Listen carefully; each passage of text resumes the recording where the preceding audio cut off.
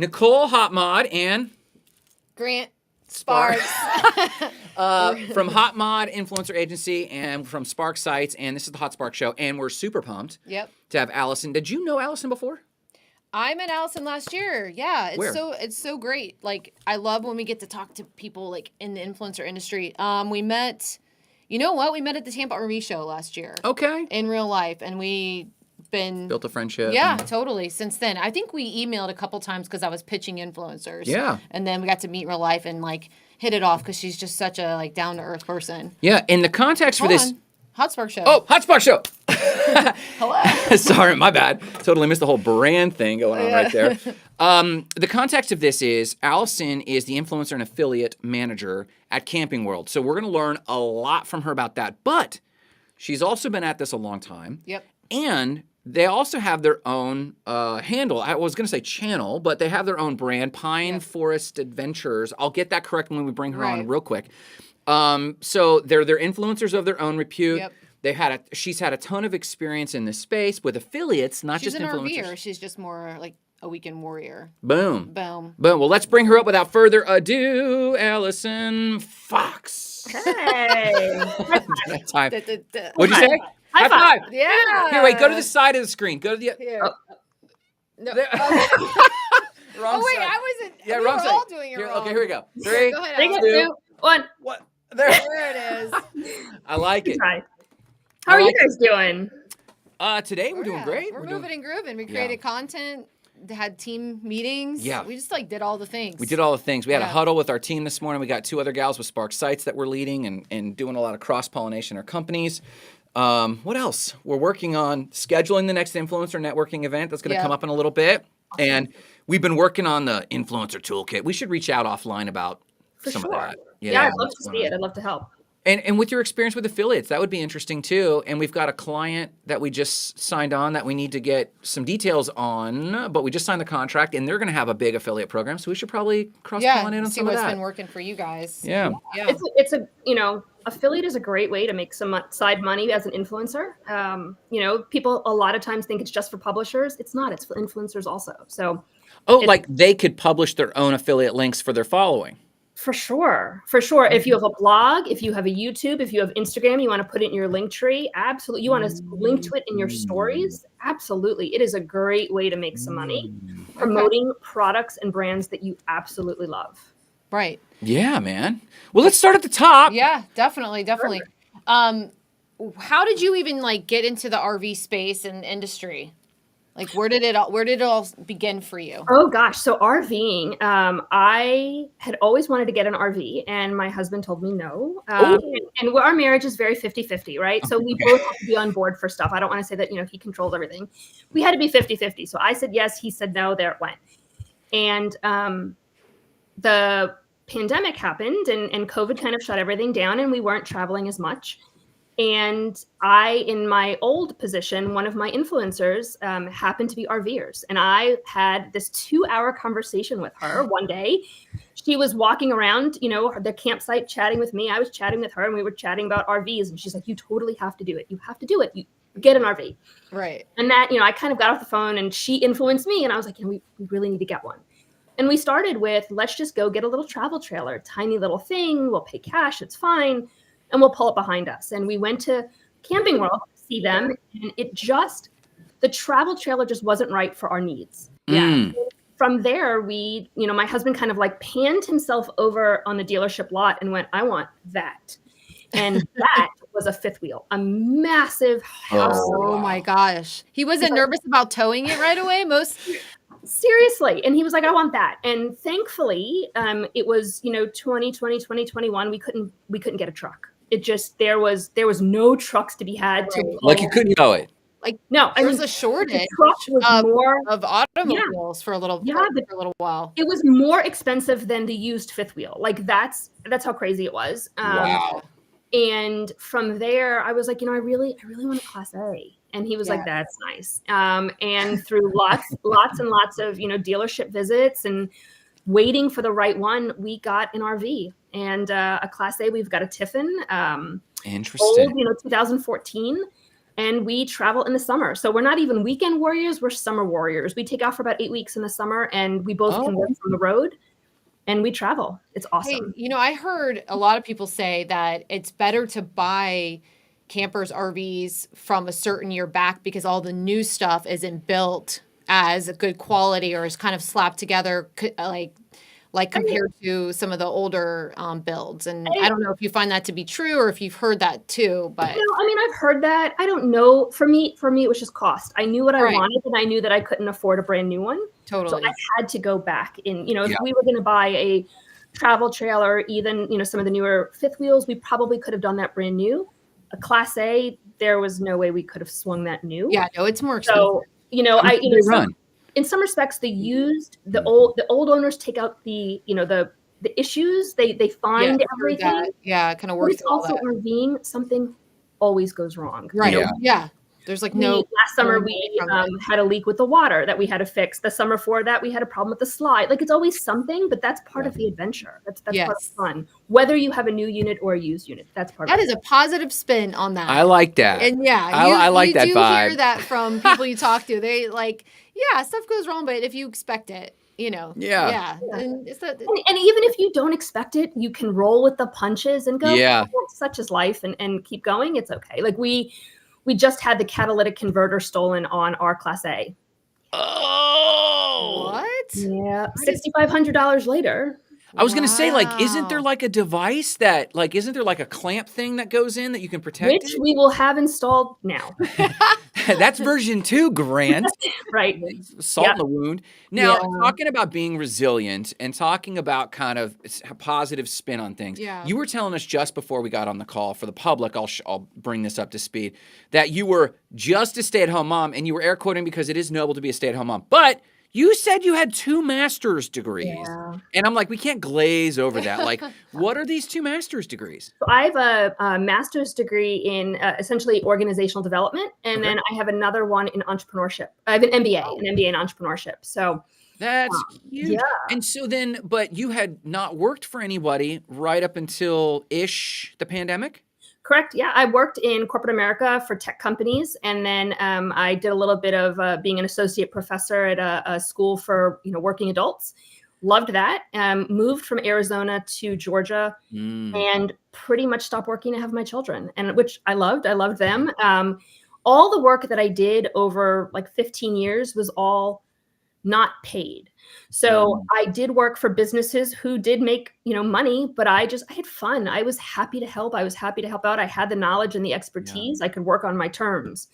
And then the pandemic happened, and I was one of the lucky ones who got a job, kind of not meaning to. It just happened. How did it happen?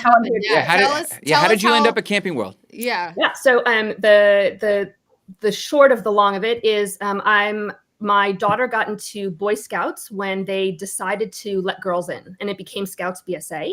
Okay. We took a troop of scouts to scout camp, and our girls had to share a campsite with another troop, and the other troop kind of monopolized the fire ring. And if you know anything about scouts, at the end of the night, it's really nice to end with a fire, but we didn't have one. So by night 3, I'm sitting in my tent, Googling portable fire pits. This is summer of 2019. And I found Solo Stove, and I thought it was a really neat product, but it was really expensive, and I didn't want to spend the money. And then I thought, well, for the winter holidays, I'm going to buy one for my husband. And the winter holidays came around, and I was like, $400 fire pit or $10 mug. And he got a $10 mug. And it was the pandemic after all, very unstable future. Right. And then the pandemic happened. And for the first, couple of weeks, I was really sad and depressed. I was missing everything. We didn't know if we were going to live or die, right? We didn't know. We were wiping down groceries. I was missing all of my kids' events because everything was canceled. No gymnastics, no dance, no nothing. And every milestone of things we hit, I got even sadder. Oh. And one night I was really upset scrolling social media. And you know the way it is, the minute you think something, it appears on your phone. Yep. Yeah. And, an ad for a Solo Stove popped up. And I was like, this is going to make me happy. And I bought it. and news flash, it actually really did make me happy. Yeah. But you can buy happiness in the form of a Solo Stove. Yeah. It's a really expensive tin fire pit. But I put a post on social media, and they had this program where if you told friends and you gave them a coupon, you got points. Right. And in 30 days, 30 people ordered off my link. And I got all these points. And I decided, why not? I'm having fun. Like, we would talk at dinner, like, oh my gosh, I got another order. After 30 orders, I reached out to the company and I was like, hey, I don't know if this is good, but like, I got 30 orders. If you want to send me something for free, I will make another post. And they were like, whatever, lady. So they sent me something for free, a little fire pit, and I made another post. And in 3 months, I had 150 orders. Wow. Which was really cool. So I ended up getting doing. Like, yeah, like we need to know this. Like, there's a secret sauce. Like, there's posting every day where you just like and all I had was private Facebook. I didn't have any public social media at this time. It was only my private Facebook. But I was utilizing Facebook groups and things like that. So that got the attention of their vice president of brands. She reached out and she said, I'll hire you if you move to Texas. And I was like, I'm not moving to Texas. Can't uproot my family. And I said, look, I don't need to be paid. Like, I'm just having fun. I will continue to help and do. So I would consult on their website, making that better. I was consulting on their program, their reward program, they would hit the jackpot with you. Not only did you sell their product, but then wait, we don't have to pay your butt? Okay. Okay, but this all goes so in 10 months from the time I started, I had 500 orders. And they reached out and they said, we'll hire you and you don't have to move to Texas. Okay. So that's it. So I got hired, and I remember getting the job offer and saying to my husband, I don't want to do this. Like, I was kidding. I don't want to go back to work. And he was like, just try it. Like, you don't like it after 6 months, quit. Like, just go try it. Yeah. And I was able to revamp their entire influencer and affiliate program. It was very tiny at the time, and I was able to grow it very big. Wow. And I did that for 18 months. And after that, I left Solo Stove and came over to Camping World to do the same thing. Because of my love of RVs, it was pretty seamless. I mean, I love the RV community. I love RVing, and it was a natural fit. Could we get an idea of what small versus big is? It was small, and you helped it grow it pretty big. Like, give me an idea. And you mentioned once before that, like, this was all affiliate. You didn't pay. Correct. Like, you didn't need to pay anybody. It was just sending the product and then offering like affiliate. Correct. Yep. So when I ran it, I didn't have a budget. My budget was, I was able to give as much product away as I wanted, but I was not able to pay for content. So what I did is I would give product away to influencers and affiliates who were interested, and then they would go make content and put their affiliate link on their page, whether it be in their stories, their link trees, their YouTube bios, whatever it was. And they would earn commission. At the time, it was a pretty decent percentage. Mm-hmm. That's how they were paid. And I grew the program to a lot of money. In the millions. Okay, so the money was in the 7+ figures, and Yep. that was through affiliates. Now, we have this list of questions, but you girls were talking about something that I think our audience really needs to hear. And if it's okay with you, I'd like to ask this question. You mentioned something that might set some influencers' heads spinning, right? And that is you should be okay doing product deals or barter deals, and though there are very real good reasons to be cash compensation, I want to reopen that dialogue if I could. So was there a story behind this? Did you get pushed back on recently by an influencer who wouldn't do a product deal, or is it just top of mind? No, I mean, not with us. I had seen something online recently of, somebody saying, remember, we never work for just product trade.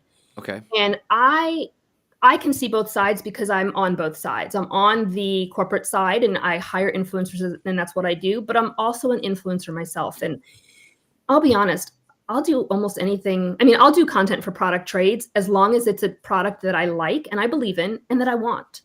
So some of the most amazing products that I've gotten have been on product trade. Mm-hmm. Happy to get it, happy to use it, happy to give you content in return. So not, especially when you're just starting out. I've been in this business a long time, but our personal accounts have, 2,000 followers. It's not a ton.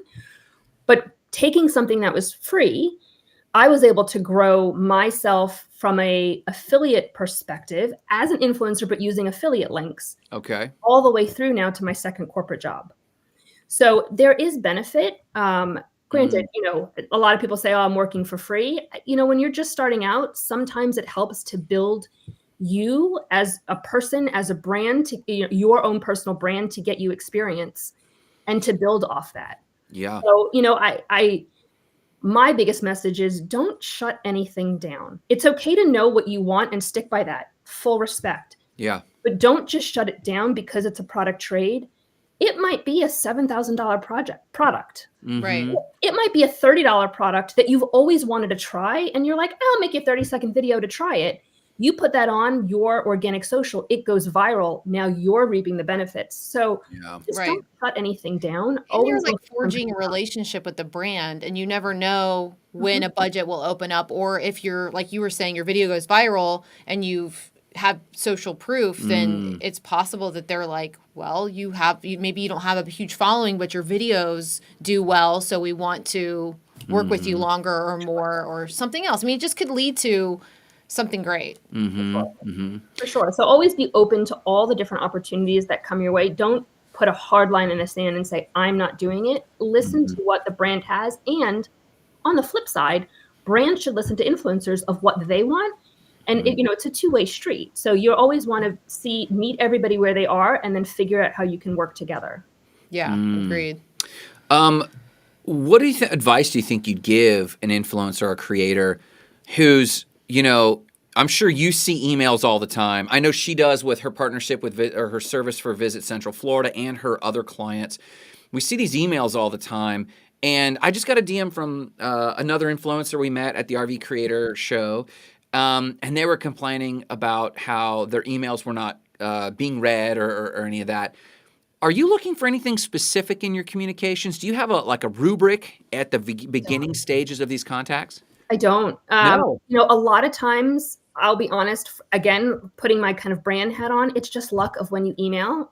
Sometimes I don't have any open partnerships, but maybe you email and I just got one today. And yours is the first one I read and I'm like, oh, I could gel with this person. Boom, you got it. So some of it is it's just luck. Other things is understanding brands, right? So right now I'm a one-woman show at what I do. I have hundreds of emails in my box. And it is just being able to get to and reply to everyone. And sometimes my reply is, I saw it, I'll get to you soon. Sometimes my reply comes 3 weeks later. No fault of anybody's, I just didn't have the bandwidth to get to it. Right. So, I heard somebody worry that brands don't like when influencers have Gmails or Yahoo emails versus their, at their brand. I don't know about other brands. I can't speak to that. I can tell you for myself, I've never looked at somebody's email address. I don't care. Just send an email. Like I'm sending that email to me. I'm not looking at what handle it's coming from. I'm just really excited that they thought enough to send the email. Right. So there's nothing really specific. I think, okay, I'll step back a second. I just want to see, I like to work with genuine folks. People who genuinely also want to work with us. Genuinely want to work with you. Right. And so that means like personalizing the email and not sending some generic templated thing where you can tell they're filling stuff in, or they're not putting thought into maybe like pitching their like a product that they want to showcase from Camping World or whatever the case is. And in those generic emails, I mean, sometimes I'll go to their handles and it has nothing to do with the businesses that we do. Nothing at all. Right. So where I have 10 others that do. So it's also knowing who you're pitching and understanding what, why didn't I get an email back? Maybe they knew it was a template. It wasn't the right fit. We've seen this with campgrounds. And we had a discussion, I forget who we were talking to, where someone applied, an influencer reached out. They didn't speak to seasonality of that campground. They didn't speak to things they'd want to do in the area. They had obviously not done any homework. And so, the email just goes, interesting, archive, it's good. Whereas the gal that did get the brand deal, she had done a little bit of homework. She said, I know you're doing this event, and I think I could deliver a reel like this and a reel like that. I know that it's winter. There was like a series of winter events, and they're like, I could probably interface with some of these winter events. So there was an awareness somewhere of the brand. And so I've heard that for camping grounds that are smaller businesses, but I guess bigger brands like Camping World. What are some of those things that they should be looking for with a bigger brand to show that they're familiar with that brand? Well, I think I'm going to step back 1 second. When you email a brand, make it as easy for the brand as possible. So a lot of influencers, that's what I always say. Right? A lot of influencers really like to have these media kits, which are awesome and pretty, and they made it in Canva or Photoshop, and it's lovely. but I have to open it, I have to download it, and I can't click on it. Give me all of your links in your email.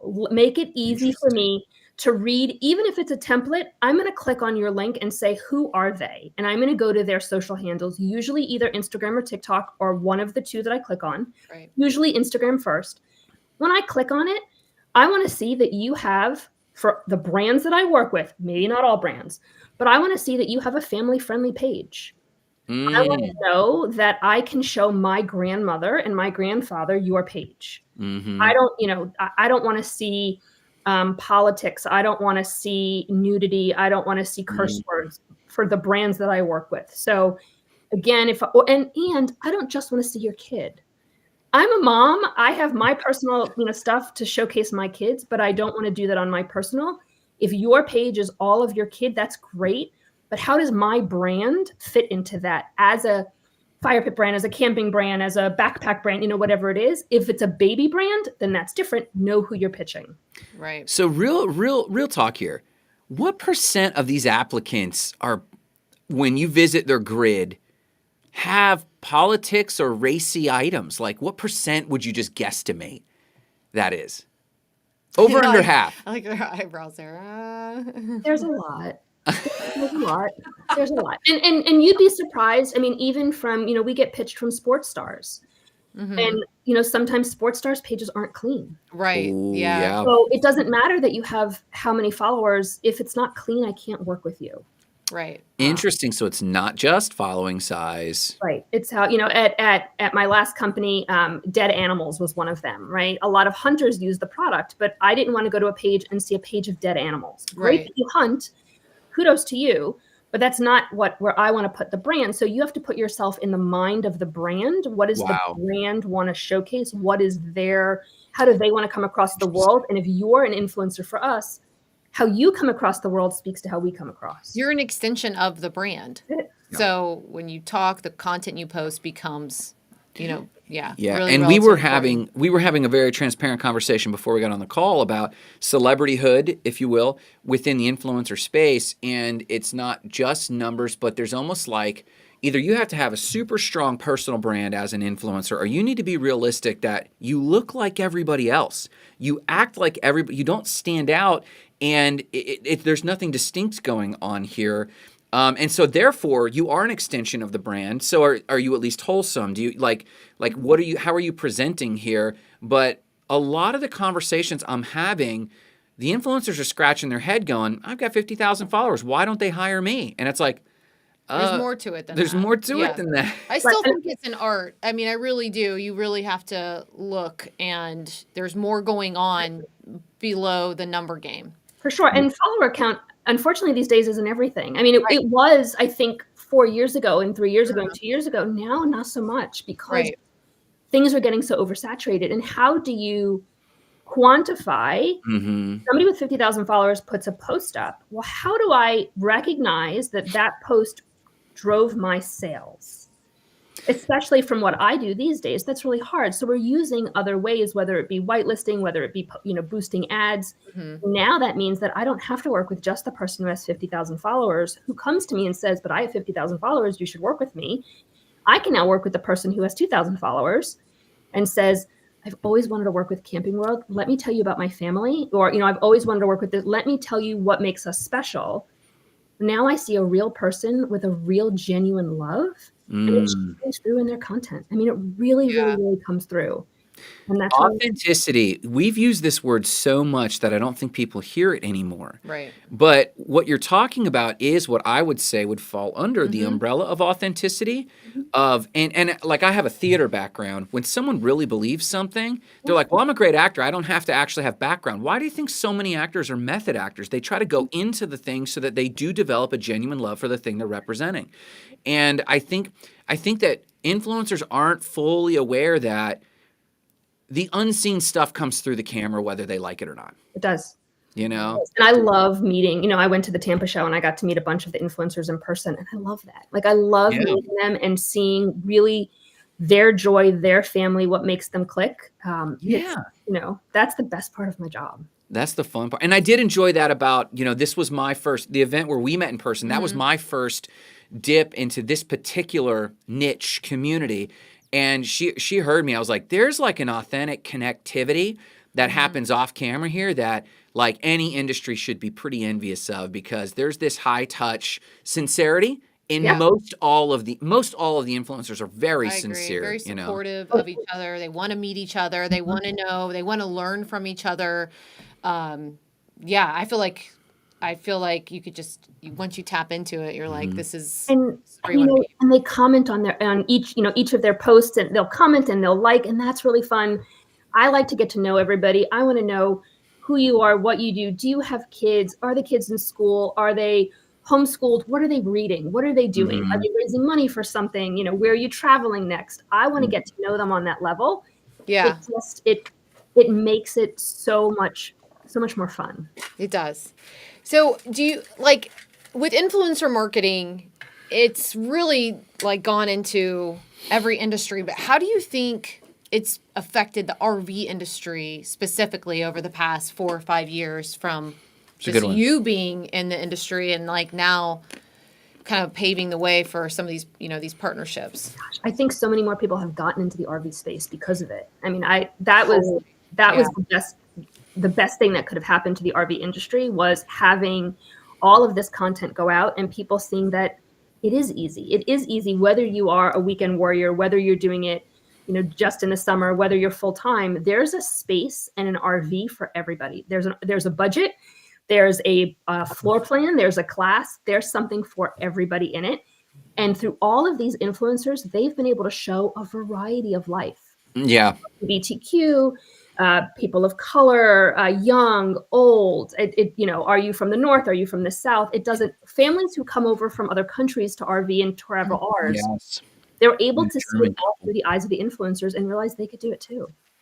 Yeah, definitely makes you feel like you could get. Oh yeah, we went and we were like, you leave there going, I need to get an RV and start traveling. I need to camp more. Yeah, I need to camp more. This is it's so contagious. It's very true. Llama Leah says, meeting you in person, Grant and Allison, was the highlight of my week, and I'm always happy to see you, Nicole. I'll be seeing you guys again at RV Creator Yet, which is happening on February 18th at Camp Margaritaville. Right in our neighborhood. Wanted to drop a comment and show some love. Definitely. And so, Allison, you met up with Llama, yeah? I sure did. I got to spend time with her and her husband and dogs, and it was awesome to walk around the Tampa show. And like I said, sounds silly, but in the world that we live in, right, as we're sitting here on the computer, it was nice to just get a hug and say hi. Yeah. And let me tell you something. We were talking about authenticity. Leah, if you're still watching, I had a big compliment that I gave Nicole, told Nicole about you. She's one who's very prolific. Like on any given day, she's got like 20 reels or stories, and they're not just reshares their stuff. She actually makes for her partners, her brand partners, but she really loves it. Yeah. Like she's having a blast. Some people are like, okay, let's put in the time. It's like they're punching a clock at like Flintstone's Stone Quarry. They're like, okay, let me go create these brand deals I got to go do because I got a free igloo or something. And then they just pump out a few reels. But Leah was one of those who, like, I was like, is she posting another video? She's posting another video. Yeah. But she just brought some authentic energy to those sorts of things. And I think that's why she continues to get good deals. Go ahead. For sure. And she was one of the ones where, she had a brand deal for a product and I was like, oh my gosh, that's really cool. I've never seen it. And then that led into, a 15-minute conversation of why this product was so great. She didn't have to. We were just one-on-one. She didn't have to put on anything. She truly believes that the things that she promotes are fabulous. Yes. That's what makes it special. And those are the people that brands want to work with. Yes. Yeah. See, that's good to hear. And in a market that's quickly becoming saturated with pseudo influencers, plenty of content creators. The differentiator, I think, is this secret sauce we're talking about. People who are actually in it. People who are niching, but not niching tactically, but niching because of passion. For sure. And they're in that sort of thing. Yeah. So how is influencer marketing? Your role at your company has largely been influencer and affiliate marketing, but how has it helped shape camping world, if at all? Again, I think it's just opening us up to new markets. It's been great for people to really see these in action. And now, we're having influencers do tours of different models, which has been incredible. There's only so many tours that we can do. So they're going out and showing it in their own eyes. Yeah. So Yeah. how somebody with kids views a model versus how couples view a model, somebody who's in an older generation versus a younger generation, seeing it through their eyes. And you could look at one unit, right? So you have one unit. If you have 5 different people toward that unit, they're going to see something else because of Yes. what speaks to them. And that's what it's been so great. That's Oh, I love interesting. that. Now, okay, let's talk about you as an influencer yourself. It is Pine Forest Adventures. It is. Okay. It is. Yep. So, like, having had the role you have, do you ever like pull up into in these 8 weeks a year you travel? You pull into a space, and you start going, okay, I'm gonna create some content, and it shapes the experience, like chicken or the egg, you know? So it's funny. We started this. So everything I've always done on social media has been private. This was the first kind of public foray that we tried. We were like, you know what? We're going to some really cool places last summer. We're going to start and kind of detail it and try making content, see what it's like on the other side. Let me tell you, it is not easy. And just to try to figure out what you want to tell, how you want to tell it, to do something every day, it's really, really hard to do that. So it was really interesting for me to be on that other side of the content. I wouldn't say that it shapes it, but it definitely gives you a little bit more of a view of things. Is this, like right now, I took a little bit of a social media break around October, and I'm just kind of getting back on and getting back into it. And I have that, paralysis of what do I go create? What's interesting? But yet I watch other people's lives and what they do. And then I look at mine and I'm like, well, this could be interesting. The way I do this, the way I do that. I cook all the time. We travel. So that's been a really big learning curve for me of everything that we do could be interesting or useful or helpful to someone else. To someone. We just stumbled on an account, Hubs. And this is the most normal. Hub's life. Hub's life. Go ahead. Yeah, no, he shows his 9-to-5 job and like coming home, like it's just like he's normalizing the normal life. Yeah. And I was entranced. I watched at least I kind of binged on his content a little bit. I was like, this guy is really 9 to 5. But let me give you context. He does not have to anymore. He has almost 700,000 followers on Instagram alone. He edits, and literally it's like a down angle of him walking into the office, an angle of him eating tater tots at his keyboard. And it's so normal. And the message of the commenter I was watching was exactly what you said. There is something that connects with some phase of life or some interest that people are in.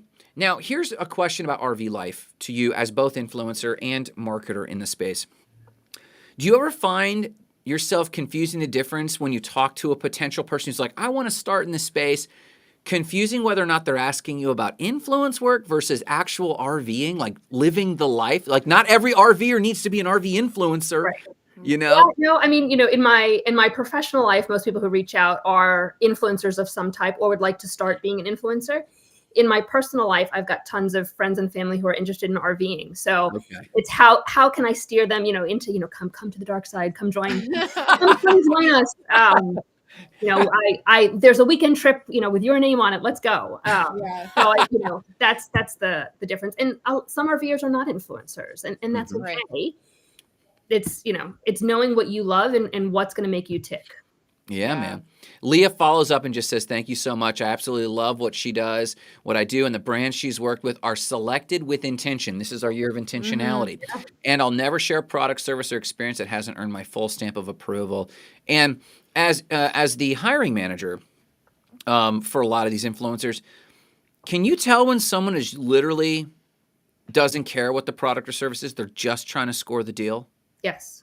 And does it actually matter to you? Yes. Does it? Okay. Sure. I don't want anybody promoting a product that doesn't love it. And even if I've had influencers who don't own RVs, and that's okay. That they're interested, maybe they're shopping for one and want to share that. Great. Like so many people are shopping for one. Let's see that process. I'm good with that. Mm-hmm. So you don't have to always ours is such a big product. You don't always have to have it to still be intentional with it. Yeah, definitely. Any advice from someone who has had your breadth of experience both in RVing and in influencer work, like top 3 tips to someone starting out, thinking they're going to get an RVing or shift from their RV life into influencer work? Like what's the top either mistakes or tips when you talk to some of these people? Okay, so you kind of asked me two different things. You asked me Uh-oh. yeah. and you asked me one about influencers. So keep in mind, you asked Yeah, two two different totally things. different Okay. things. For the RV life, I Yep. would say just do it. Okay. Rent one first, see what you like, be Yeah. able to figure out what class. Because if we had not rented one first, I think we would have gone with something that wasn't right for our family. But we rented something to kind of get the idea first, and then we were able to shape that. Number two on that one is just do it. Like just go. This country has so much to offer. Mm-hmm. In Canada, right? So many amazing national parks, locations that you would never see if you were just driving from point A to point B, or you were flying from point A to point B. So it's brought our family together. We've made such incredible memories, and I've seen the place dreams are made of. I mean, some of the national parks hold.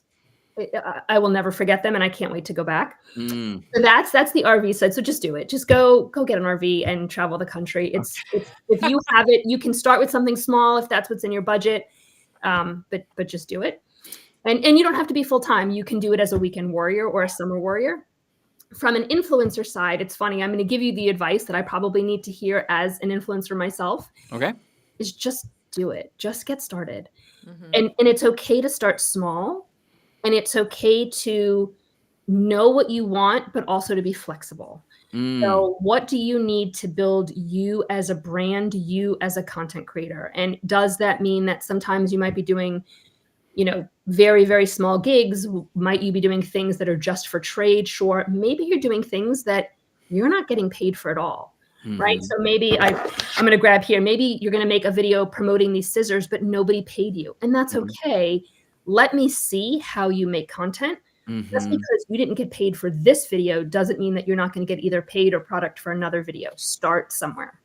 Interesting. Love it. Okay. I love it. I love Any other it. final questions for so Alison? good, so good. No, I think we ran through most of them, and I feel like you really spoke to both people. Well, Yeah. and what she's saying is you're validating everything we've been screaming from the mountaintops to our clients for like the last 2 months. All I keep saying, Allison, is like make it easy when you're an influencer and you're emailing someone, a brand manager, whatever. It's like make it easy for them to reach your social links, to reach your channels. Have a media kit that's online. Like don't don't make it hard. Make it super easy, because then you're more likely to to actually read it and And I think one other thing is, when you are coming at it from an influencer and you're contacting a brand, you need to be flexible and understand that folks in my position, we don't have the world open to us. You might want thousands and thousands of dollars and all of this stuff. I don't have it to give you. I wish I did, but budgets, over the past however long have come from,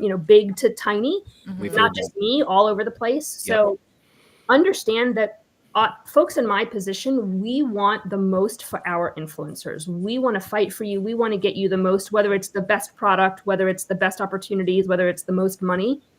But we don't always have that to give. right. Know that we work for our company, but we're also working for you. So there's got to be a bit of flexibility to know and only work with folks who are going to do that for you. Right. Yeah. So I make sure to take care of everybody that we work with as best that I can. I just be understanding and know that we're doing everything we can for you. Yeah, agreed. I love it. So what's the next, in parting thoughts, what's the next adventure for Pine Forest Adventures? Gosh, so we unfortunately don't have our summer trip planned because I know. It's almost here. I know. No, it's so sad. We've done different pieces of the country in the past 3 summers. This summer, our teenagers have some other things going on that I did not think that we could leave them at home to do for 8 weeks. They're because of internships, they're not able to come with us. So we'll probably be doing some small things. The next adventure is really to fix that catalytic converter. That's kind of key. We'll probably do a small spring break trip, and just looking ahead to 2.5 years when they go to college, and we'll be able to spend months at a time somewhere in the country. Right. Capture that content on the catalytic converter.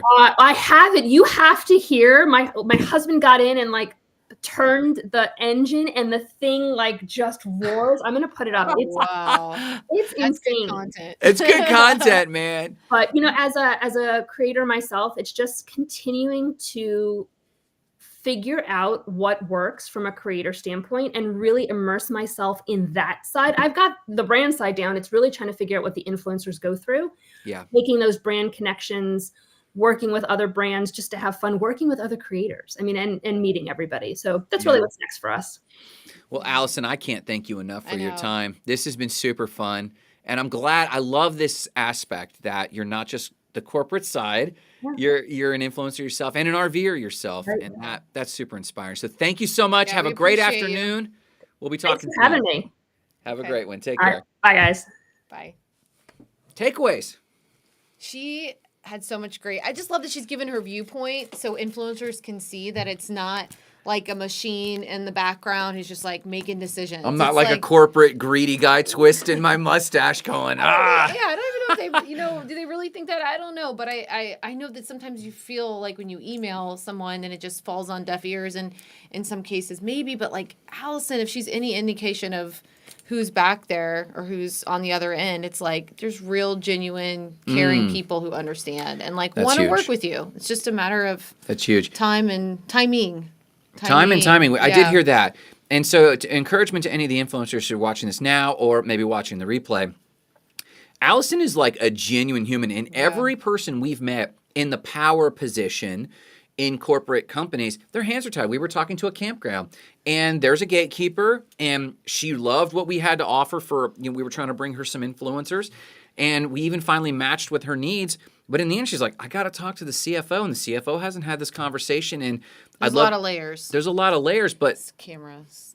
yeah, there's a lot. There's a lot of layers, but really, in the end, we're kind of like you, where you might see that this company has a big name and a big brand, and understand that it has a big budget at large. That doesn't mean there's a big budget allocated to marketing. That Right. doesn't mean there's a big budget allocated specifically To influencers. to influencer Right. marketing. And so, just kindness, Yeah. I think, is what carries. I mean, you heard her, like, how she got where she is through service in a lot of ways. And not everybody necessarily has that chance, but she did, and she, used it to eventually earn a job that she wasn't necessarily looking for. Yeah, man. And it was probably her demeanor, how she carries herself from all these which regards. You can see, So check them out. Check her out at Yeah. Pine Forest Adventures. Of course, check out Camping World. If you're not already checking it out, you probably are.